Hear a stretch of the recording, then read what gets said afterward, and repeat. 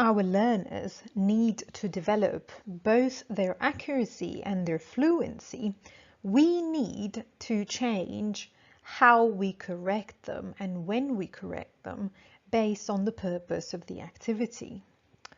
We have two choices, essentially, mainly. The first is on-the-spot correction or immediate correction, and the second is delayed correction.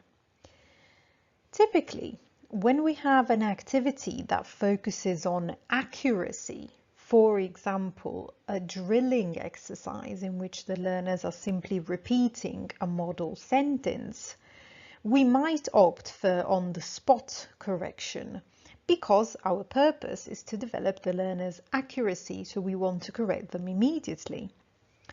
On the other hand, if we're doing an activity that focuses primarily on the development of fluency, for example, a debate or a role play in which the students are supposed to be speaking more freely, then we might opt for delayed correction. So we might make some notes, monitor the situation, and then correct the mistakes after the activity has finished, so that we don't interrupt the flow and the development of fluency.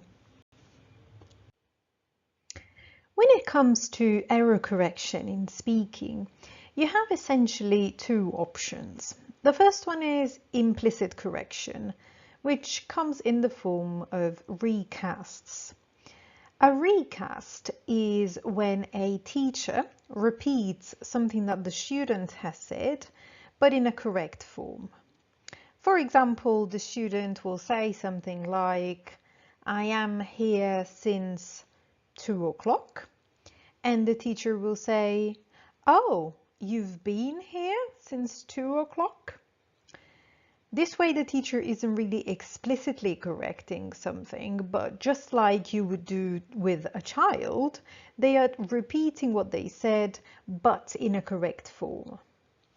The other option that you have is more explicit correction. So in this case, the teacher would look at the student and say, "Right, what about the present perfect? This action started at 2 o'clock but continues in the present." So this is more explicit. It makes use of meta language. It points to the grammatical rule. So it takes more time, but the student is more likely to notice it.